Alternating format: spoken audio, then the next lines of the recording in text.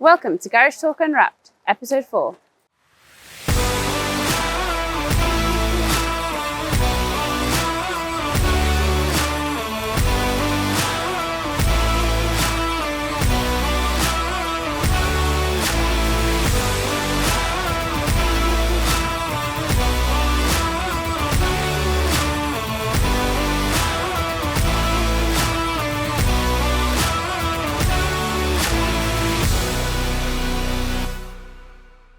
In this episode, we're with eBay at Woburn Safari Park for their pre-MOT checkup event. We speak to EVC Solutions about their EV chargers. We speak to Motul at the Practical Classic Car Show. And we conclude our interviews from International Women's Day at Tonight Josephine's in Birmingham. Today, we're at Woburn Safari Park at eBay's pre-MOT checkup event. While my car's having a checkup, Ben and I go on safari. The reason we're all down at Woburn Safari Park is that eBay has launched their new Assured Fit Guarantee. This is where motorists can enter their vehicle information using eBay's newly enhanced My Garage function. This allows customers to find the right vehicle parts with confidence and ease. Also, when consumers purchase a part or accessory, they can be sure it will fit their vehicle. If for any reason it isn't the right part, they can return it for free within 30 days for a full refund. This is an industry initiative first and will enable more trusted trading on the UK's biggest online market platform for parts and accessories. Right, so the verdict is that your front pads and rear pads are slightly worn and they need changing. So can I use eBay to get go into eBay My Garage, put your reg in to it and it'll come up with your vehicle. Then you can search the pads that you want, get them delivered and then get them fitted. Brilliant, so eBay's the one-stop shop It is for indeed. car parts. Excellent, All thank right. you very much. No problem, there you go. Thank and there's you. your keys. Cheers.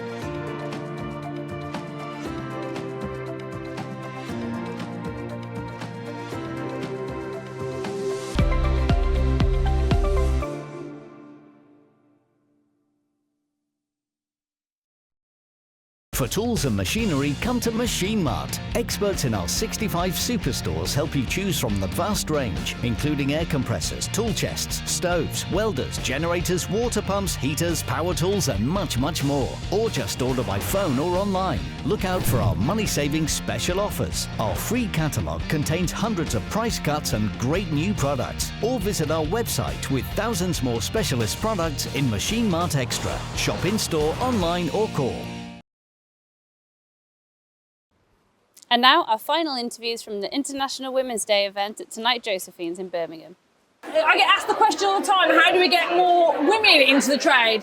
How do we get more men into the trade? How do we get more young lads learning, specific tasks like welding is like a dying art, and fabrication and proper engineering, like you're skinning heads and relining bores and stuff like that. How do we get more lads to want to come into the trade? Well, actually, you know what? You could answer that because you've been doing a lot of school tours recently. No, honestly, because I was going to ask, what sort of things are they sort of encouraging? What sort of careers are they encouraging in schools? Because I think that's where it starts. Yeah, I completely agree. And from home, but also from school. And I think it's important to see the things that these guys are being told or being introduced to. So when they're seeing more people like yourself, me, we done at LKQ Euro Car Parts, we brought a school in, we done like a working day so they can come to different departments and see what it's all about, because it's not just about working under a car. Yep. You know, it's all about parts and stuff like that.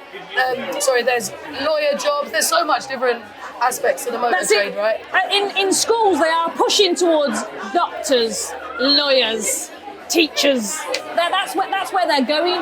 No one is pushing anyone into the trade. And honestly, I do not know why. I do think that in the past, it's been because if you're stupid, be a mechanic. Yeah. So, and I think that is the biggest insult, because actually, for me, almost every mechanic I've met is probably one of the smartest humans, because for someone to be able to take apart a car and put it back together is a skill. I could never do it, but there's a lot of people that go on YouTube and think that they can learn to do it, but actually it's a real skill. And I think that's the biggest taboo when it comes to the motor trade and mechanics, that they don't have a brain. Actually, it's the complete opposite. I do think if someone wanted to come into the trade, if they specialised in one thing, if I'm a student and I'm like 17, if I specialised in rebuilding ABS pumps, or I specialised in coding ECUs, or clusters, because that's a massive thing in a minute. Yeah. If you specialise in one thing, you will excel in it.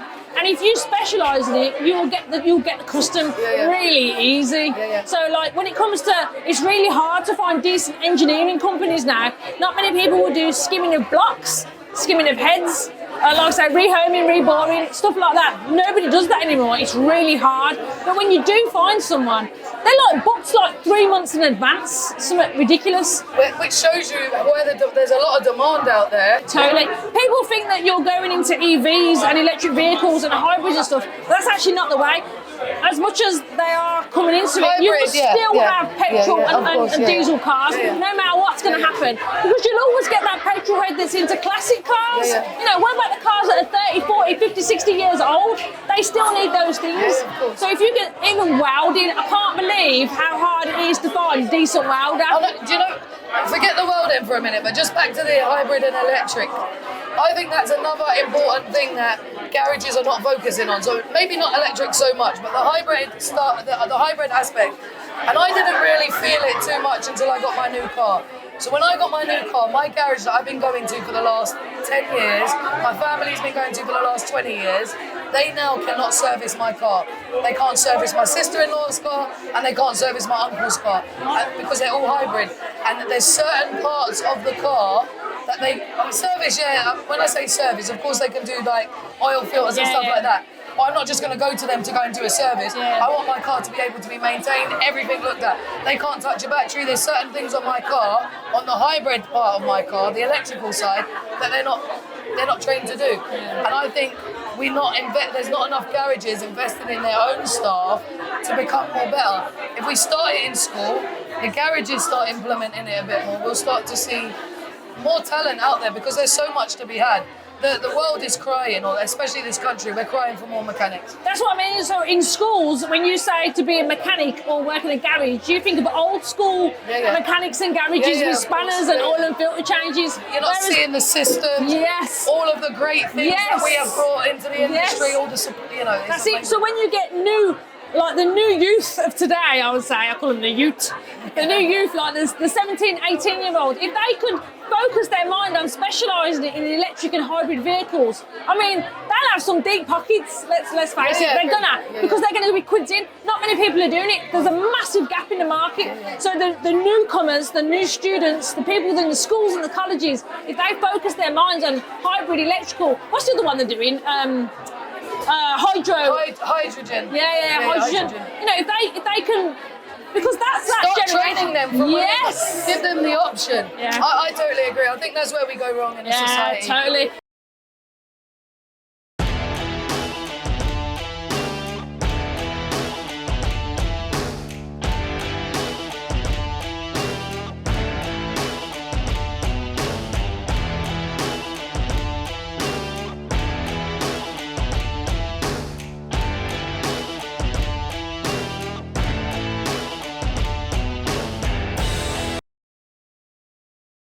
Steph from the Women's Automotive Network, what an event you've put on here.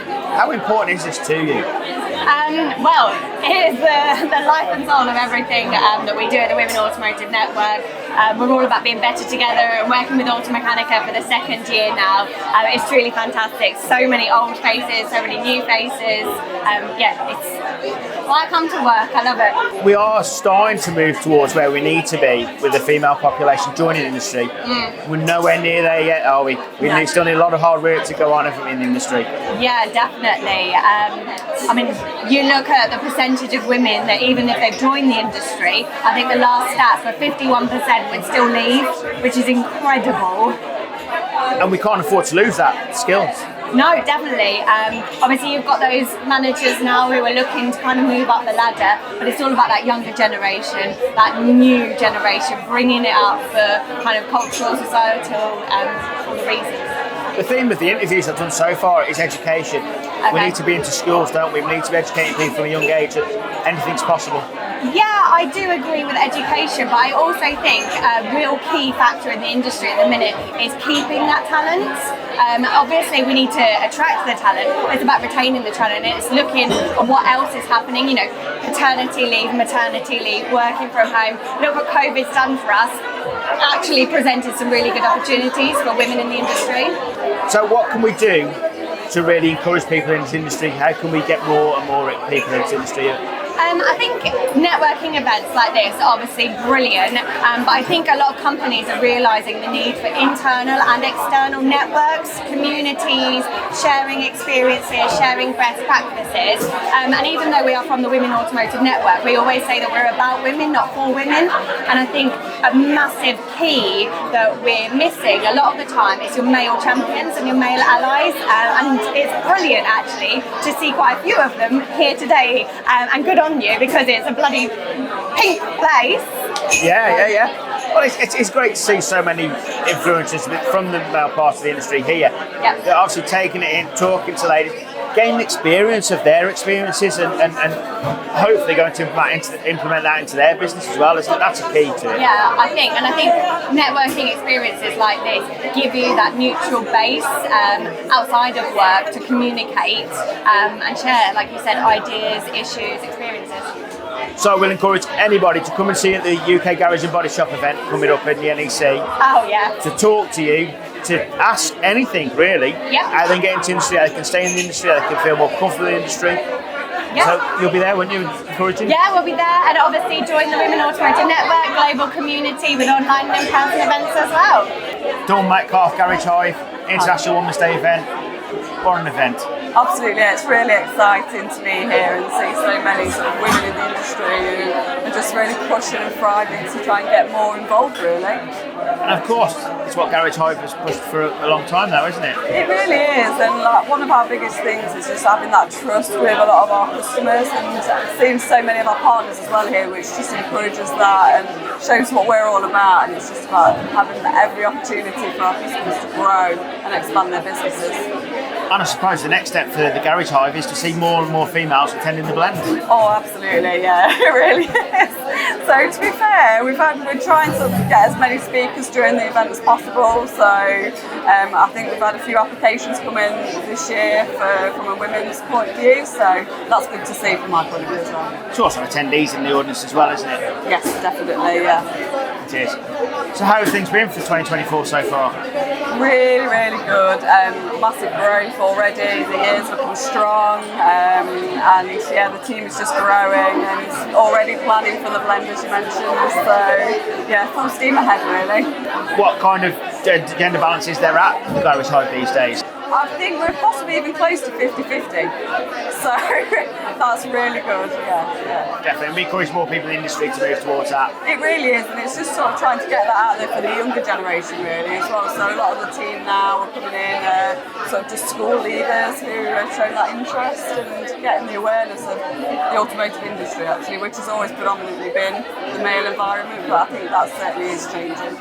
And the younger we we get these people from school, the more we can mould them into being experts within the industry. Definitely. To be fair, I went to my daughter's parents' evening recently, and there was somebody there looking for work experience slots, and it was straight away, why not? Let's do it, because again, it's something in the industry that you won't see that often. Let's see how many people really want to do that. And that was in an all-girls school as well, so it was that opportunity to get as many as we can. Brilliant, brilliant. Well, keep going at the end in Garage Hive, and good luck for the event this year. Thank you very much.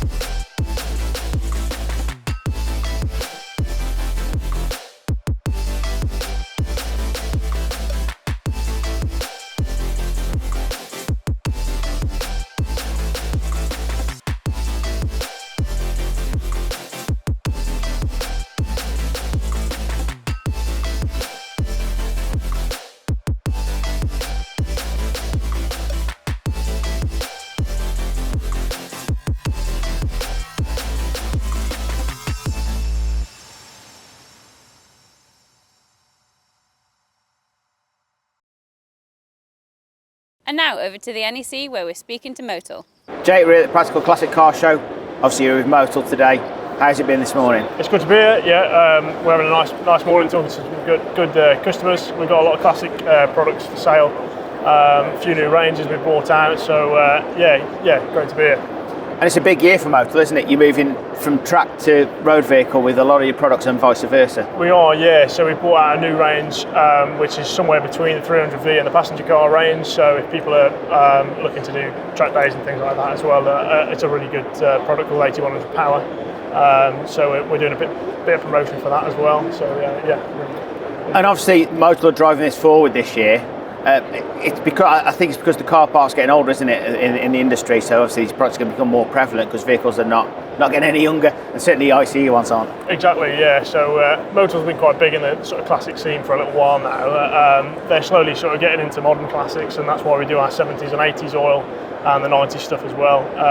And then the 300V still works for classic cars, even if they're not performance sort of out-and-out performance cars. You can still put 300V in. And it's got all the specifications needed for the same specifications as classic car. So yeah, it's sort of, as you say, the car park's moving on, and we're moving into modern classics, if you like. So but Motul's been hard at work developing oils for those cars, sort of thing. So we've got a nice range. And the system cleaning products are massive here today. I've noticed the DPF system clean. I've actually taken a couple ourselves. Thank you very much for that. The additives and things, they're becoming a huge part of keeping the car on the road, aren't they? Massive, yeah. Huge for the classic industry as well, because we've got system cleaners, and then we've got stabilisers as well. So if you're putting your car away for the winter, you can put a stabiliser in the tank, and come springtime you haven't got a load of horrible fuel in the tank, it'll start up. And then we've got cetane boosters, lead additives, And even stuff for diesel passenger cars as well, you know, cetane boosters and injector cleaners and all sorts of stuff. So the big push is for us on that this year, and yeah, going down really well. Do you think as an industry we're moving away from the quick fix, low price products to the high end products that are going to last longer and make the vehicle last longer? Potentially, yeah. I mean, you get what you pay for in this industry, really. So the price reflects the product, and there's a lot of work that goes into developing the product. People are getting on board with putting expensive products in their car because they know that they're going to get better lifetime guarantees out of things and better use out of them. So I would always recommend that if you cherish your car, then put something in it that's you know, worthwhile, sort of thing. And I guess that's why we're moving towards this MOTAL lab, isn't it? Exactly, yeah. So part of the health of a car, you want to know what's going on inside your engine instead of just being an oil and service change every year. We've now developed something that you can send off your oil to us, and we get it checked in the lab, tell you the condition of your engine, what's wearing down, and if you need any replacement parts, they can tell. So they give you a full health check of the vehicle, which is really good. And even if you're trying to sell a car as well, it's something really good to get on the books. So you can say this is the health of the engine, and not just saying it's been serviced every 10,000 miles or whatever. So yeah, people are really enjoying, you know, being able to that service we bring, which we're quite unique in as well. So. You yourself have a lot of experience in the classic world, don't you? Tell us about your experience. Yeah, so 6 months ago I was working on 60s Formula 1, Formula 2 cars, and that there was a few motor products which were way above anything that we'd used before, including the lab, and all their oil formulations were a lot better than anybody else that we'd seen. So we were using MOTAL, and so yeah, it's a proven product. It is. In your experience, what was it like working in the F1 world? I know it's the classic F1 world. What was it like working in the F1 world? It's high pressure. Everything's very, very snappy, and yeah, intense. But great to be around some nice people, and that's how I met the team at Motul, really, who are a great team, you know, and they really helped us out. But yeah, I loved it. You created your own identity, didn't you, as well? Tell us about that. Yeah, not sure about that. Yeah, I started doing a few interviews on YouTube with some of the people that I've met through the racing scene sort of thing. So yeah, a little channel called The Racing Years. Just something that I enjoy doing sort of thing, really talking to people about their lives in motorsport, because there doesn't seem to be any boring people in motorsport, really. Everyone's got a story to tell, so it was nice to sort of get those stories out there which nobody's heard before. So yeah, behind the scenes, if you like. So. There's a few motor stories around at the moment that are in the national press. We won't go into them, we're not getting into those. There might be some lawyers watching. But yeah, you're right, it is an interesting world, isn't it? Because to a lot of people it seems to be that they'll never ever get into, but it's not that difficult if you put your mind to it, is it? You can get into that world and you can actually make a difference. Yeah, you can do, yeah, and it's sort of, we're trying to push synthetic fuels a little bit more now, and that's sort of getting some good engagement with that. Yeah, it's a tricky world to get into with the motor industry, but it moves so quickly, that's the issue, and to try and stay relevant becomes a bit of a challenge, but motors seem to be absolutely on top of it, really, and yeah, it's really working.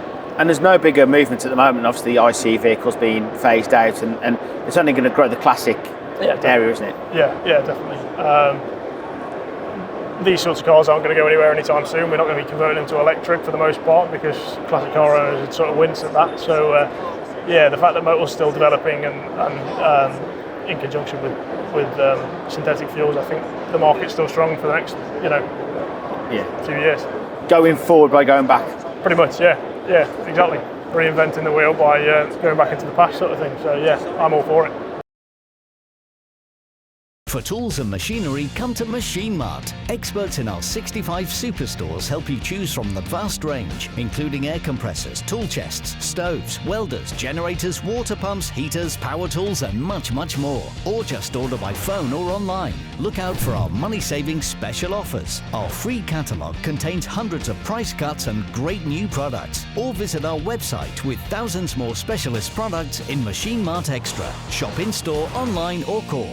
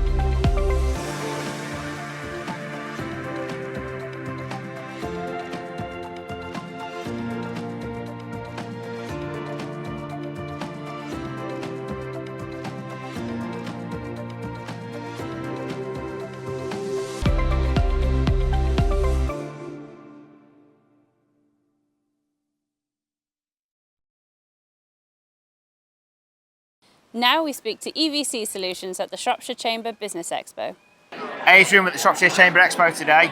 Yep. You're showing some new products, aren't you? So we're EVC Solutions. So we do electric vehicle charging points at home and at commercial premises. But commercial premises, SMEs, is where we're focusing on today. And we've got this, I say new product. It's a product that's been in. There's about 500,000 of these in existence in Europe at the moment.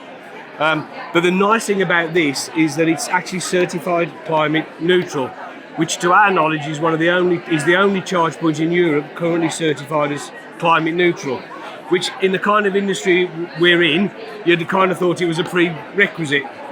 The climate neutral bit is quite important at the moment because the EV industry is actually taking quite a bashing, isn't it? It is, and I think, I mean, to me, it's like everyone's kind of worried about renewable energy. Obviously, electric vehicles are supposed to be really climate friendly, and I think they are compared to ICEs for sure. But the bit in the middle seems like the charge point almost seems to have been forgotten. So we're looking for circularity, we're looking for environmentally friendly charge points, and it's not perfect. I mean, there is a little bit of offsetting at the moment, but at least they know what their climate footprint or their carbon footprint is and how they're going to get to climate neutrality. And of course, you say you're looking at businesses now, that's why we're at the Shropshire Chamber Expo. It's quite important now for business owners to install electric chargers, isn't it? Because staff capability to get to and from work, and the fact they can charge the vehicle at work while not worrying about getting home. Yeah, I mean, we think that about 85% of charging events either happen at home or happen at the workplace. And while we hear a lot in the press about the lack of infrastructure, the reality is those sort of range extenders, the DC stuff that you see at service stations, I mean, I do 30,000 miles a year and I maybe go to those once or twice a month. So it's really at home and at the workplace. And in terms of the workplace, I think one of the things we're seeing as a common theme across SMEs at the moment is that we're obviously retrofitting. So there's an element of we've got a limited amount of power, and how can we get the most charge points for the limited amount of power that we've got? And that's kind of where our expertise is just focusing on EVs coming in, because we can give them a lot more charge points usually for the power that they've got available. And that's vital, isn't it? Because I think even I saw an interview with Scottish Power where they were worried about the grid actually coping. If you're helping them, that's a massive plus. Yeah, I mean the key thing is load management, and what you have to, or what everybody doesn't really factor in, is that cars charge at different rates. Even through the cycle of the whole charge, the last 20%, it starts to reduce the rate it charges at, and we kind of factor all that in with some modelling and with some AI stuff.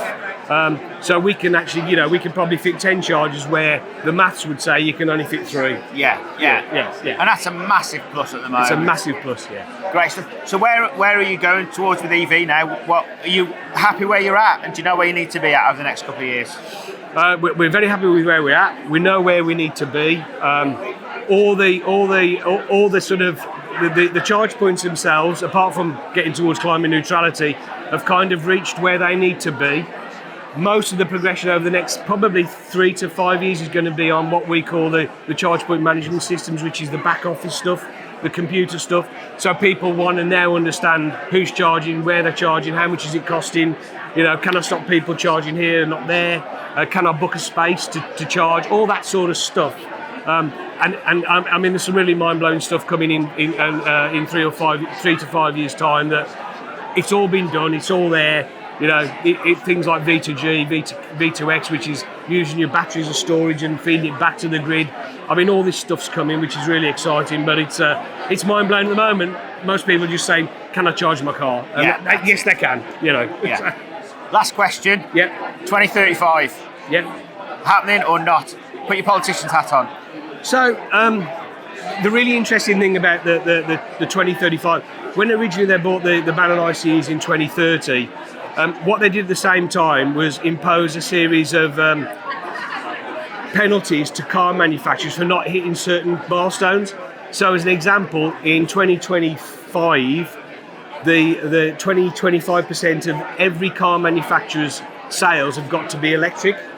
So by 2030, they've got to be 80%. Now, although Rishi put the 2030 back to 2035, they didn't alter any of those milestones around the car companies. So the car companies are still working to this penalty of, and it's 15 grand a car. Yeah. So for every car they are under their target, they get fined £15,000. Wow. So 2030, 2025, I reckon if you go into a car dealership, if you want to order a brand new car to a specification, you're probably only going to find you're only going to be able to buy electric. Exciting times. Exciting times, it's coming. That's it for episode 4. And if you're wondering why we're outside Hella, stay tuned for episode 5. Don't forget to like and subscribe.